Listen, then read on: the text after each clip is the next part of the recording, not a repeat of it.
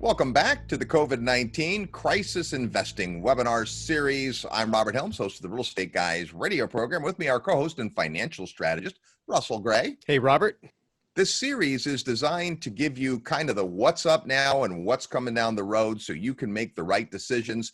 We're in the middle of the series, and really we have three insiders that are sharing with us. And the first insider was Nomi Prinz. If you didn't catch the last episode, make sure you go back and hear what Nomi had to say. Now we're going to talk to Richard Duncan, a brilliant man, an economist, really. He's written 3 books, including The Dollar Crisis, probably his most famous book, Causes, Consequences, and Cures, he called it.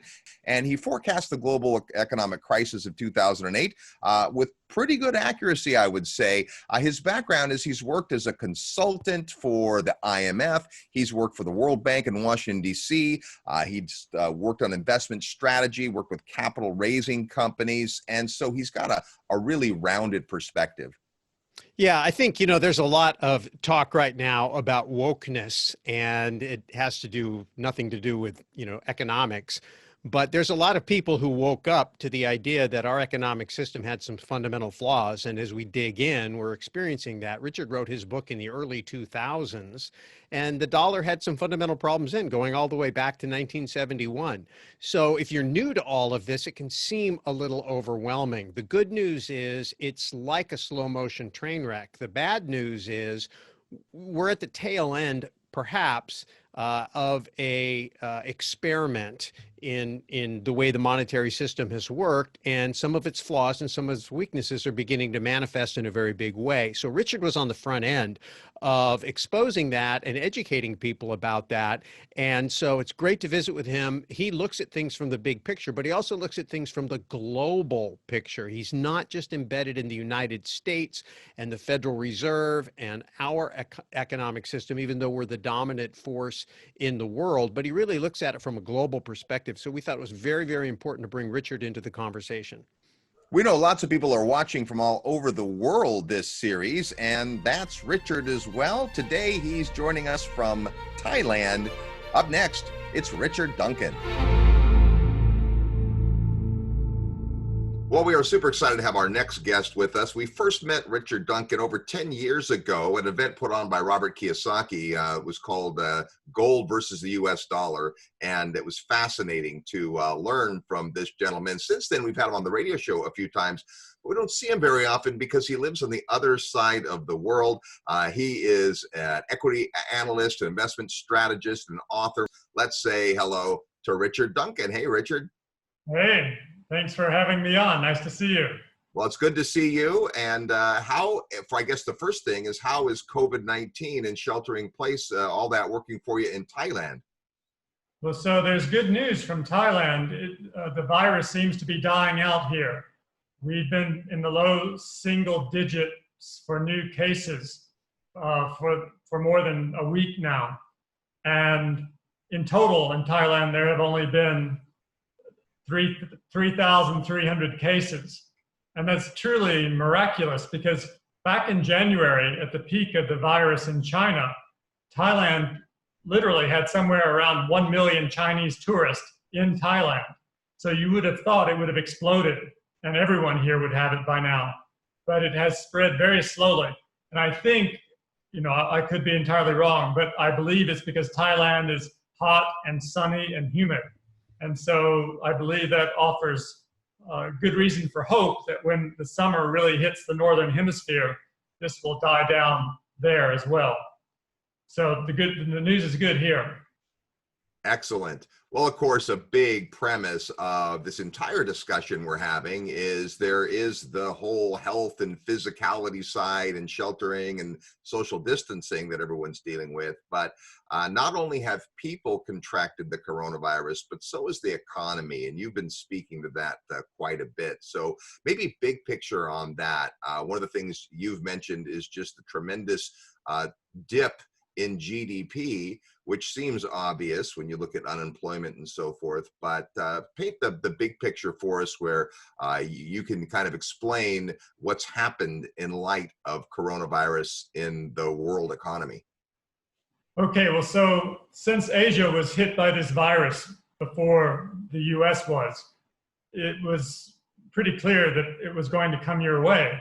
So I've been doing a lot of Macro Watch videos on this. The first one was on March 1st. The one on March 15th was called Recession or Depression.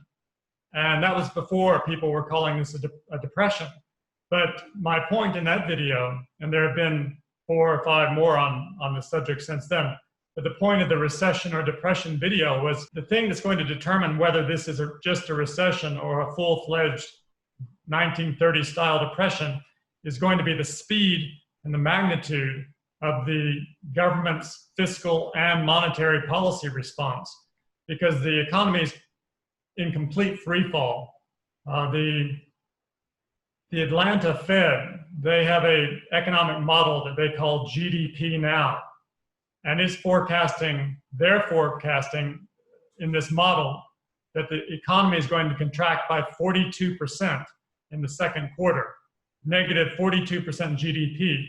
The quarter's, still has some time to run. That gives you some idea of the magnitude of this calamity. But we've been really fortunate because the government has acted really quite quickly. They've come through now with almost $3 trillion of fiscal rescue bills already, and they now have another $3 trillion bill that's passed the House, I believe. And meanwhile, the Fed has radically expanded the amount of money that it's created. So far this year, the Fed has created 2.75 trillion new dollars. That's increased the size of their total assets by 66% this year. So the government's spending money to replace all the money that's not being spent by households and businesses, and therefore they're holding the economy together. They're keeping our economy from completely collapsing. And if they spend enough, and if the Fed continues to print enough, then there's no reason that we have to collapse into a protracted decade-long depression the way we did in the 1930s. But it's going to be absolutely crucial that the government keeps spending. This first $3 trillion is just the down payment. I expect the full bill is going to be somewhere closer to $10 trillion. And the Fed will probably have to create $10 trillion and finance all of that. But if they do, then our economy will survive and we'll come out on the other side looking rather similar to the way we went into the crisis. But if they don't, if the government gets cold feet and stops propping up the economy now, or for some reason the Fed is unable to continue creating money to finance this new government debt, then we really are looking at a catastrophe on the scale of the Great Depression, which, as you know, lasted for 10 years and never ended by itself. It was never cured by any sort of natural laissez-faire market forces. The only thing that brought the Great Depression to an end was World War II. And during World War II, government debt increased by 5 times in 4 years. And the Fed's holdings of government bonds increased by 11 times in 4 years. So that government stimulus is the thing that finally ended the Great Depression. So that's the sort of situation we're in. If the government doesn't spend enough and the Fed doesn't create enough money, then our economy is going to collapse and remain in a Great Depression scenario far into the future. And who knows how that will ultimately work out in terms of how our democracy holds up in the United States and the geopolitical consequences. Of course, the Great Depression led to Nazi Germany taking over Europe and a militaristic Japan taking over Asia. And then that ended in World War II. So the stakes couldn't be higher. It's absolutely essential that the government continue propping up the economy, holding the economy together the way that it's done so far. And so far they have. Let's hope for the best. But I hope your listeners understand the absolute necessity of this continuing if they want life to go on as they've known it thus far. Well, let's also hope that those at the government do realize what you've said and they have the incentive. And so far, they've demonstrated a willingness to fire up the printing press, that's for sure. And to your point, that as long as that continues and it's robust enough, we may get through this, but not necessarily unscathed. Because what happens, Richard, when 10 trillion more dollars work their way into the economy eventually? How does that show up? I would think inflation, but we've also heard people, talking about deflation, stagflation. What do you think that might look like if these $10 trillion or whatever the number gets printed? Well, so initially, of course, we're experiencing deflation now. The oil prices went negative, commodity prices crashed. People just haven't been spending money. So this is an extraordinary deflationary demand shock that we're at this stage. Now, going forward, so looking back at what happened after 2008, during that crisis, the government debt roughly doubled after 2007. And the Fed's total assets expanded by 5 times between 2007 and 2014. So at the end of 2007, during their 90-year history, the Fed had created $900 billion up to 2007. But over the next, by the end of 2014, over the next 7 years, they created another 3.5 trillion. So they expanded the money they created by 5 times in 7 years. So we're nowhere near that stage yet.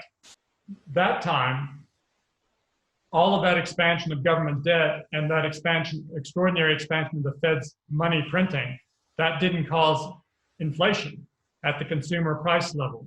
Right. It did cause inflation at the asset price level, but that was part of the plan. They needed to push up asset prices to create a wealth effect, to boost consumption and help the economy grow, because the private sector was weak. It was too heavily indebted.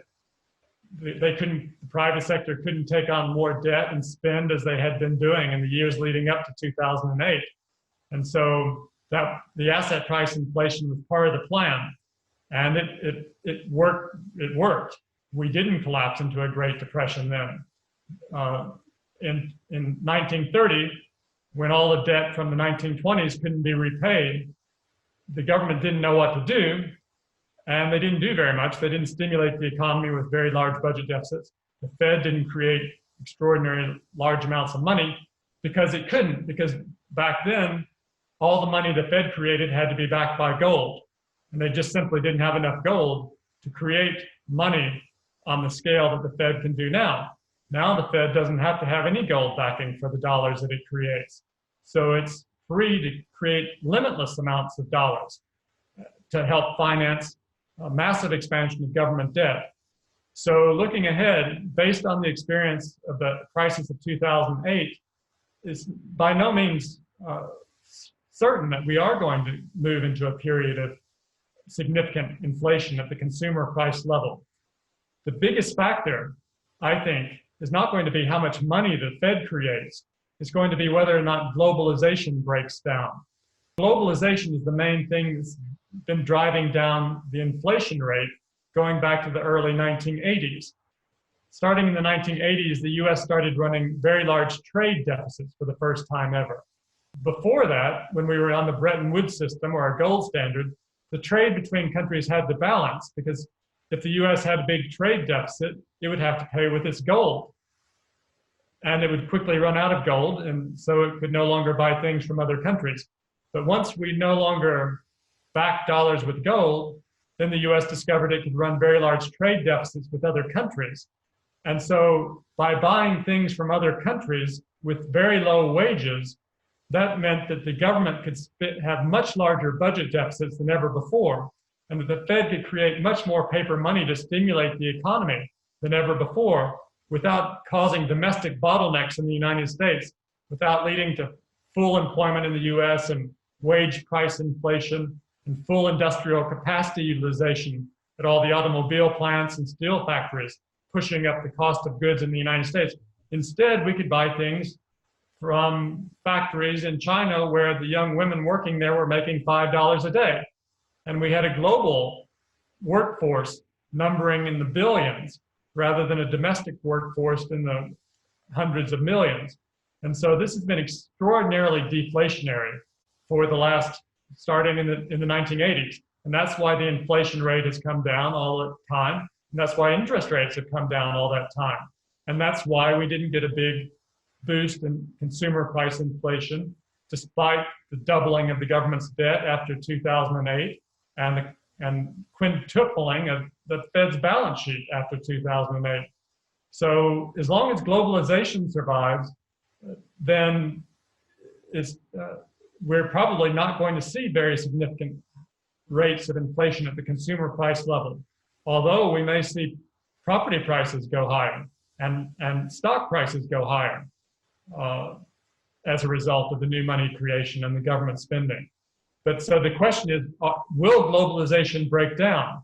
And here, well, it's not certain. I mean, there were already very serious trade tensions between the United States and China before the virus started.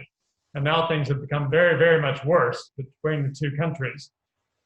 And also the United States, the Americans have realized that we can no longer manufacture ventilators or surgical masks or certain types of medicine that we require.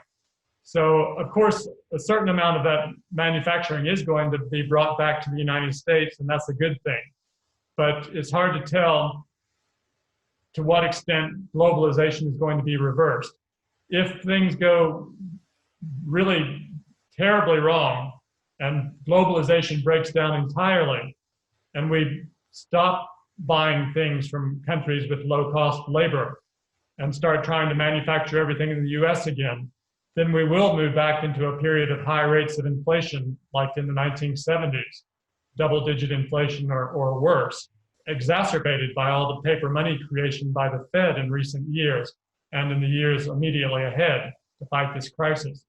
But on the other hand, if we just scale back globalization 20%, then there's still a lot of low-wage workers out there, maybe in countries other than China, where we can source goods from, and that would continue to put downward pressure on the inflation rate in the US.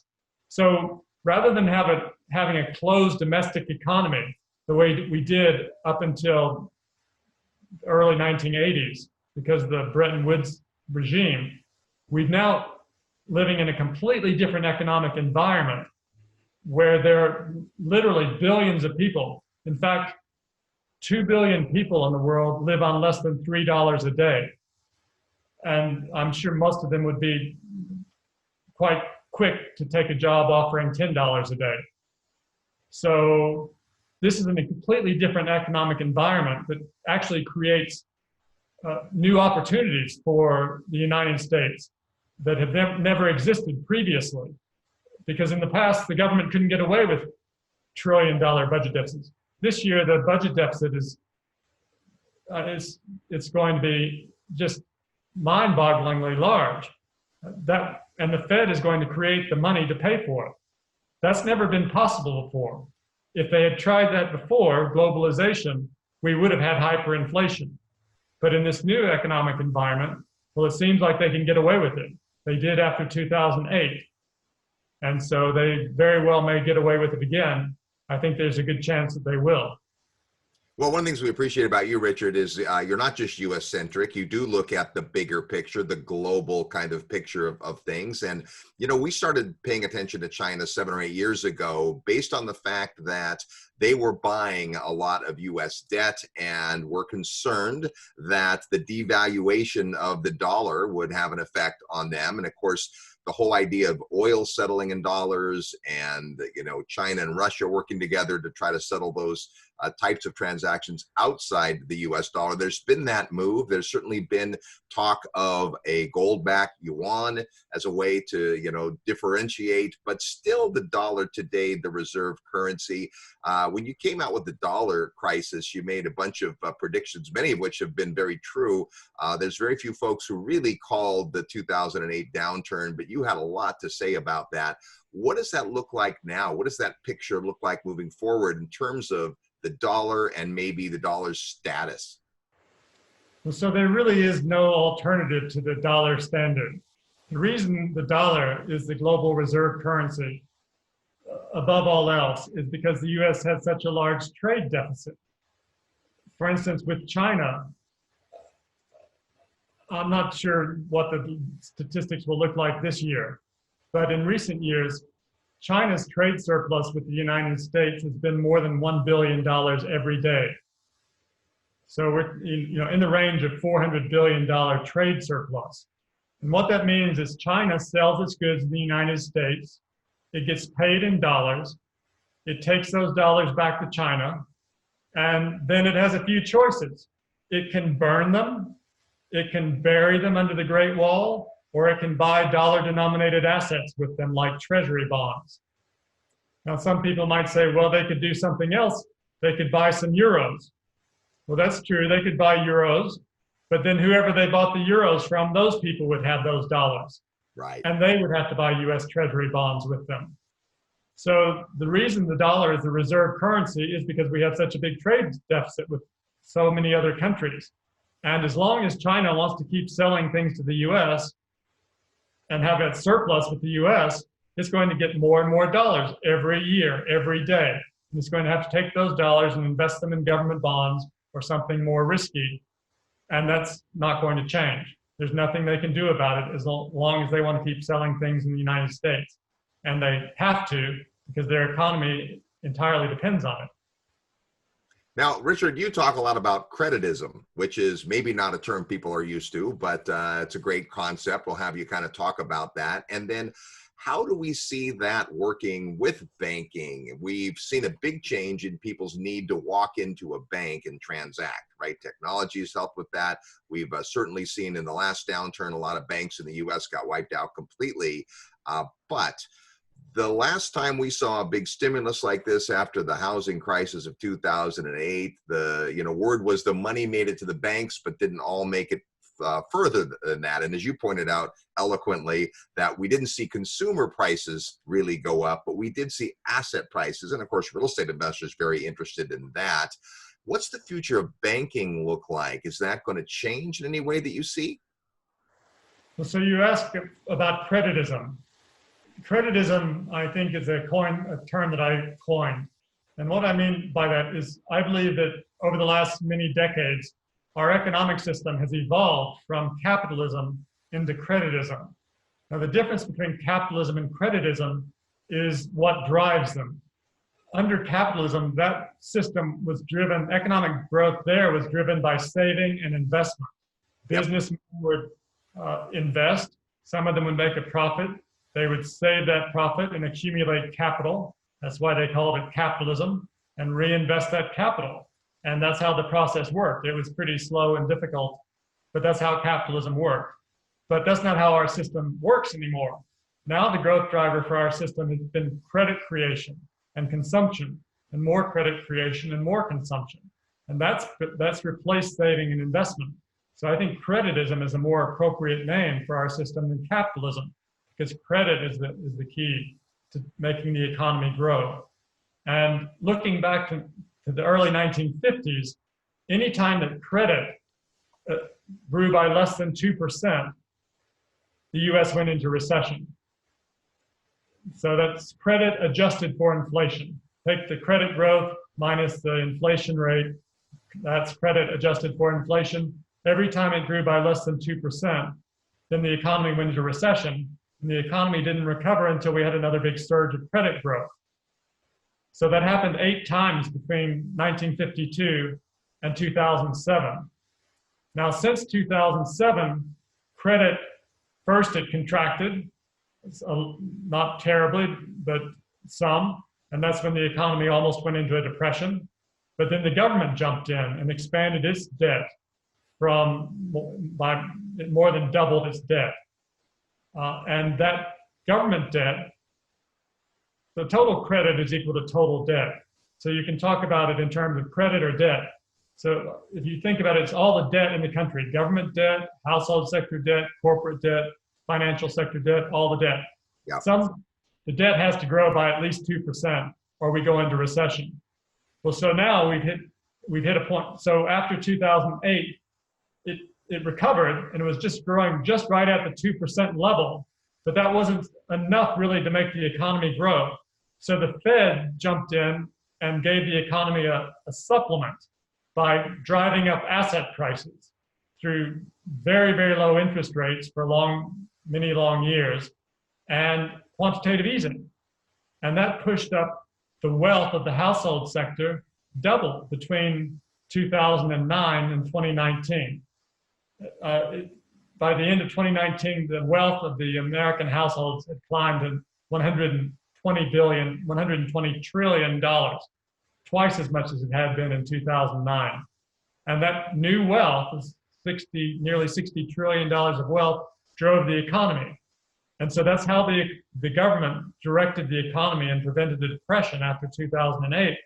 But then the coronavirus hit, and this was a real blow to creditism, a double blow, because first of all, the asset prices started crashing. The stock market was down 35% at one point, and then it was quite clear that households were going to begin defaulting on their mortgages, their car loans, their credit cards.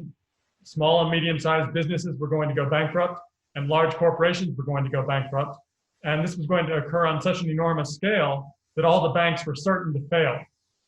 And if the banks had collapsed, then all the savings in the banks would have been destroyed.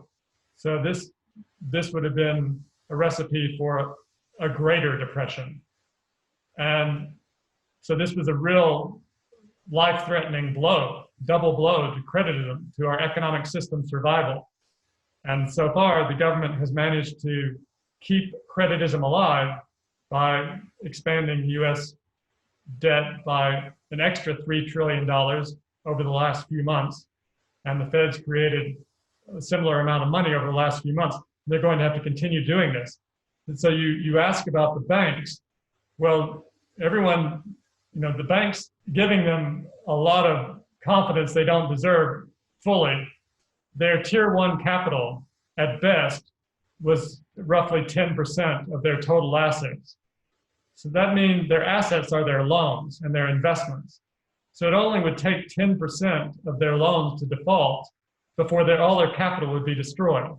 I mean, not talking about breaching their capital requirement ratios. We're talking about every last cent of their capital being wiped out, which is the definition of bankruptcy. That would have happened before now without the government intervention. There would be no banks now had the government not intervened. The banks are being kept alive now by this government debt that's being handed out to households and small and medium-sized companies and large corporations so that they could all continue paying their debt to their banks. Without this, the banks would all be history now. So it's absolutely outrageous that banks are still paying dividends and even considering going back to share buybacks anytime soon and continuing with their enormous bonus pools.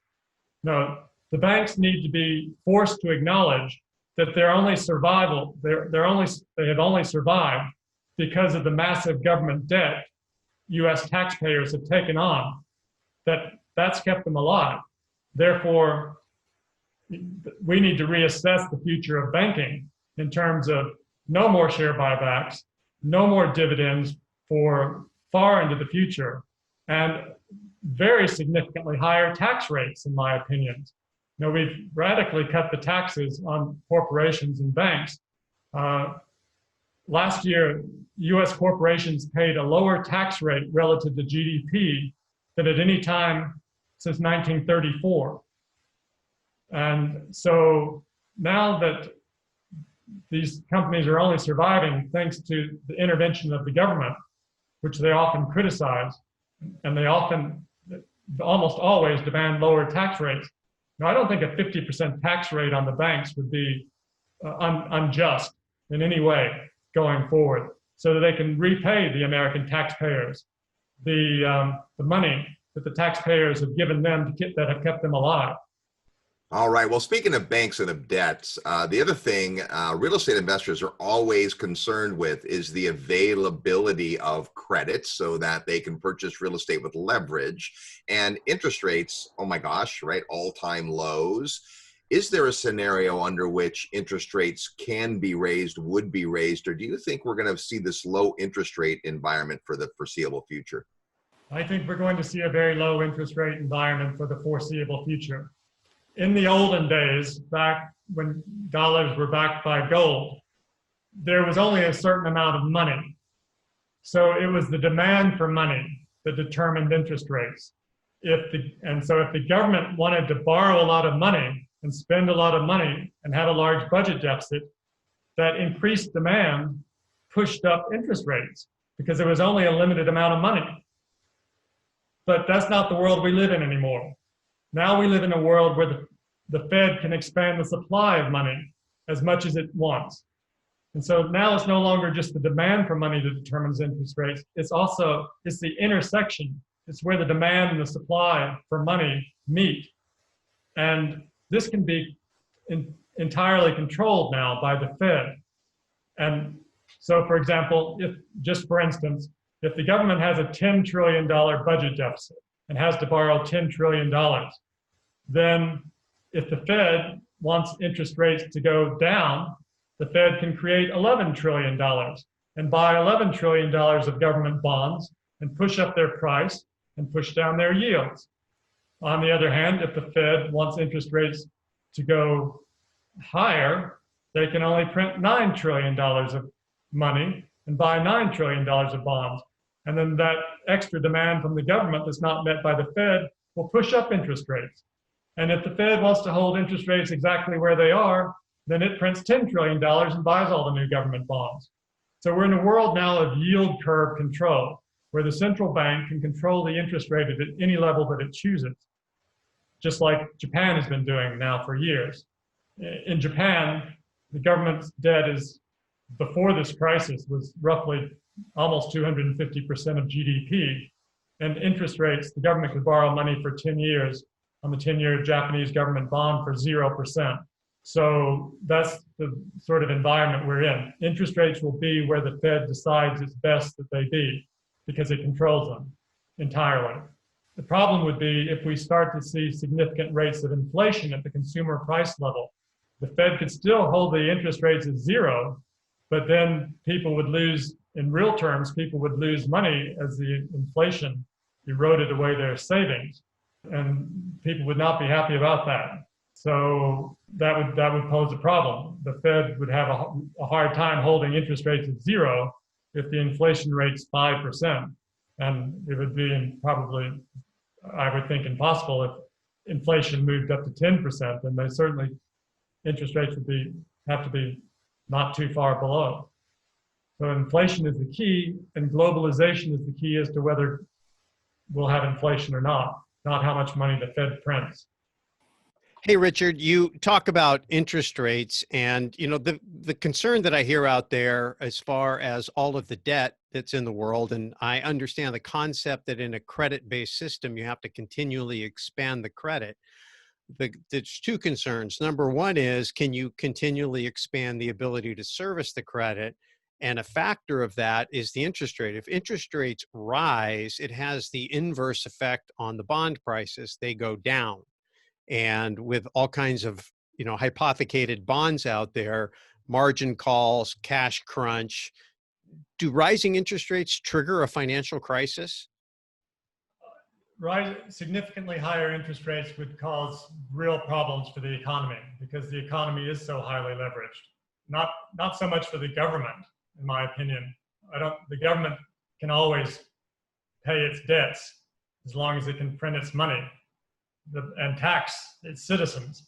But the citizens can't print money and they can't tax anyone. So it would cause problems if we had significant inflation. That's why the risk of globalization breaking down is so frightening. Gotcha. And then what about on the debt service side? You have continual expansion of debt, but even at zero interest, you've got to repay some principal, I would think. So there's payments coming out of the system that aren't being used in consumption or spending other things. At some point, do you exceed the ability of the productivity of an economy to be able to support the high or ever expanding levels of debt? And does that mean at some point you're on a collision course with a breakdown where the system has to stop, or can this thing just continue to expand forever? Well, forever, of course, is a very, very, no, it's a long time to say forever. But just look at Japan. Japan, their crisis began in 1990. And at that time, their government debt was about 60% of the size of their economy, 60% of GDP. Well, now, 30 years later, after very large budget deficits and more government debt every year, it's up to 250% of Japan's GDP. And they haven't had inflation.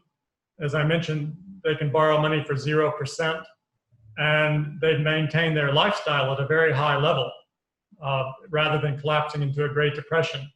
So if we look at the US, before this crisis started, roughly the US government debt was 110% of GDP.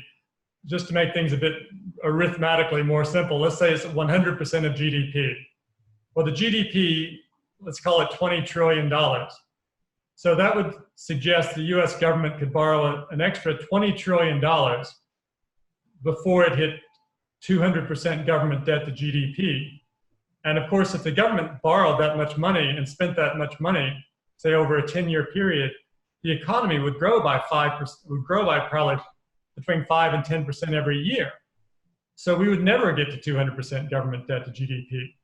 So the experience of Japan tells us that, you know, the US government can keep borrowing for a very long time and propping up the economy. So in a worst case scenario, I mean, well, just so for instance, if this virus crisis were to require the US government to spend an extra $20 trillion to keep us from having a depression, then we would move right away to 200% government debt to GDP. But that would still be below where Japan is. And the government's not going to have to spend $20 trillion in this virus crisis, I don't think. 10, it looks like. So 10 in total this year and next year. This is probably the most interesting economic experiment in history, certainly in my lifetime. What happens if we reach the end of next year and the government has spent an extra $10 trillion and the Fed has printed an extra $10 trillion and there's still no inflation, no significant inflation, and there are no other catastrophic events that have befallen the United States for this horrible violation of Austrian economic orthodoxy. What lessons do we learn from that? Well, I think what we should learn from that is that we have the potential for the government to borrow and invest in new industries and new technologies on a very large scale. Now, I've been advocating, and in fact, I've been working on a book now for quite a long time, arguing exactly this point. Of course, the book was pretty much finished before the virus struck, but I argued that the government over the next 10 years should invest in the industries of the future on a very large scale: genetic engineering, biotech, artificial intelligence, nanotech, neurosciences, green energy, all the industries of the future. And I didn't put a specific price tag on it, but in my book, coincidentally, I gave an example of what this would look like if they invested $10 trillion over 10 years in these industries of the future. And in that scenario, in a worst case scenario, I mean, an absolutely worst case scenario where every last cent of that money was entirely wasted and added nothing good whatsoever to the economy whatsoever, that would have taken US government debt up to 144% of GDP in 2030, which was roughly where Japan was 19 years ago. So when this experiment ends, if we find that the government has been able to spend $10 trillion in 2 years with no inflation, and I think this is going to completely validate my argument that we could easily invest $10 trillion over the next 10 years in these new industries and thereby supercharge US productivity and set off an extraordinary economic boom and end up resulting in creating technological miracles and medical marvels. we could cure all the diseases with that kind of money if we invest it. And so that's the way I hope this experiment is going to turn out, where we get away with spending all this money and creating a lot of money, and the sky doesn't fall. Because then the lesson from that is, hey, 600,000 Americans die of cancer every year. The budget for the National Cancer Institute, the main US agency trying to work on curing cancer, is $6 billion. The Fed's printing $6 billion pretty much like every few hours now. So $6 billion isn't curing cancer. Let's try 60 or 100 billion a year, or whatever it takes until we do. If we invest on the sort of scale I'm discussing now, we can cure all the diseases. We can expand life expectancy by many years, if not by decades. And by doing that, we solve all of our Social Security and Medicare issues. If we expand the working age just a few years, then we no longer have any Social Security or Medicare problems. And of course, if we cure the diseases, we have, that solves all our unfunded problems with Medicare in 30 years from now that everyone worries about. We can wait and go bankrupt 30 years from now, or we can invest and cure these diseases and live happily ever after.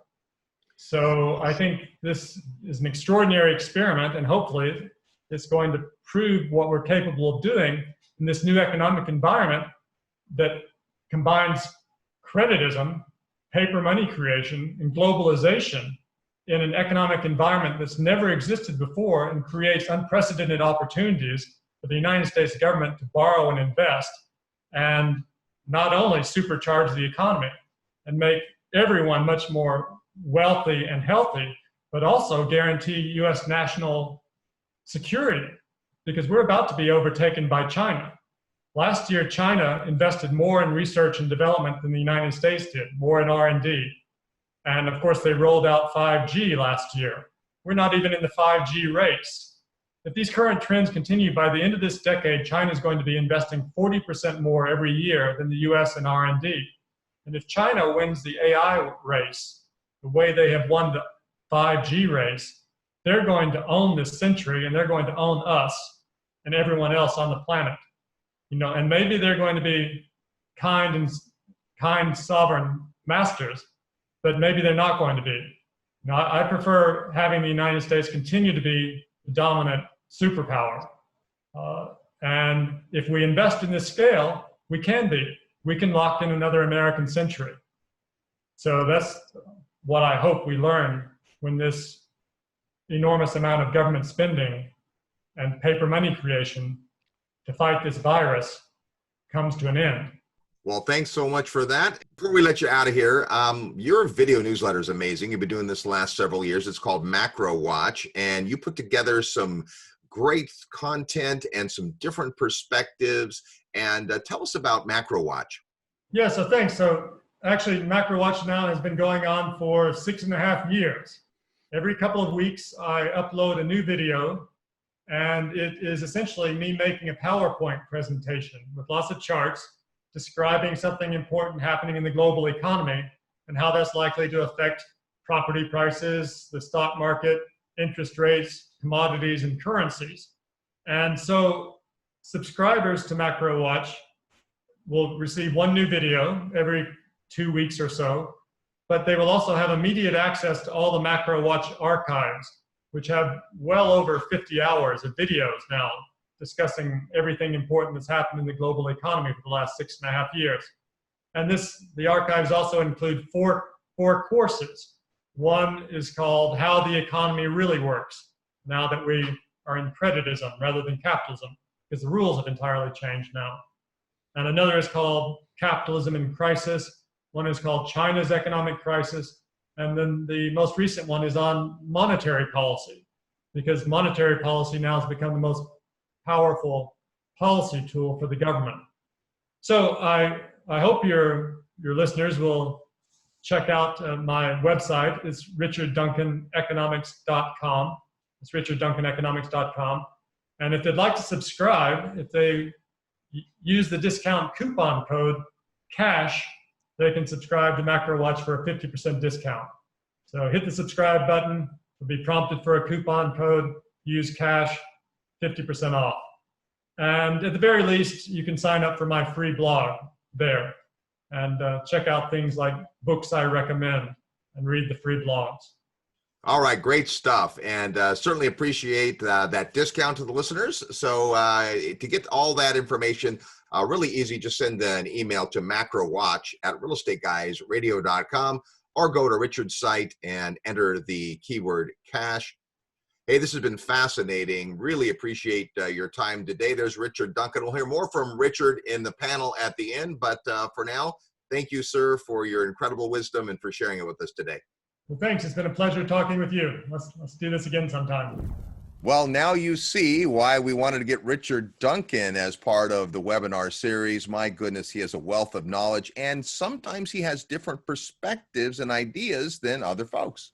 Yeah, and I think that there is no single path forward. I think we're discovering that. I think that at a macro policy level, there's different paths that can be chosen. Nobody really knows what the end is or what the best path is. But these types of people that we're talking to are the same people that the people who are pulling the levers and are in charge of everything have talked to. These people have advised the IMF. I mean, Richard was an advisor to the IMF, so his opinion carries a lot of weight. I think one of the things that strikes me most about Richard's comments is his positivity, his hope, the idea that, hey, we can get through this.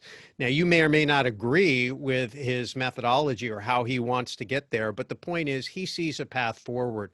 And I think you're going to find as we go through this, most of the folks who are talking to do see a path forward. So that's extremely encouraging to me. The idea is you can't deal with reality until you acknowledge it and really assess it. And that's a big part of where we're at in this series right now, is just getting our mind around the scope of the situation and then getting some glimmers of hope, some potential paths forward at the macro level, see what our leaders are doing. And then ultimately we have to bring it home and figure out what are we going to do as individuals and what is our individual path forward. Right, and we've talked about it's the health crisis that turns into the economic crisis and then maybe the financial crisis and ultimately a currency crisis. Our next insider spent 9 years inside at the Federal Reserve in Dallas, so you'll definitely want to check out Danielle DiMartino Booth. She's up next.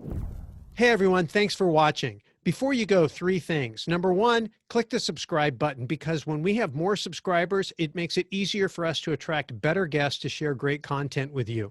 Number 2 is click the notification bell to be sure that you're notified when we put up new content. This is obviously an ongoing situation. We're going to have continuous discussions about it. You're going to want to make sure that you're kept up to date. And then number 3 is make sure you share it. Tell a friend. Help us flatten the economic curve by getting more financial education out there to people who need it. Okay, so you know what to do. Click the subscribe button, click the notification bell, and we'll see you in the next video.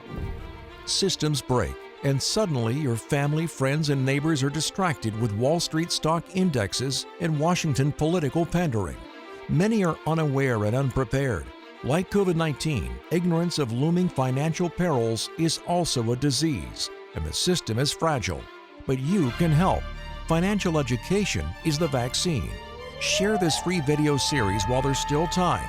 Alert people to these serious issues. If things turn quickly, the financial support system could be overwhelmed to the point of collapse. Help flatten the curve and reduce the impact on the financial system. Wake up more people to prepare. You have nothing to lose and a lot to gain. Share this video directly or invite people to visit crisisinvestingseries.com.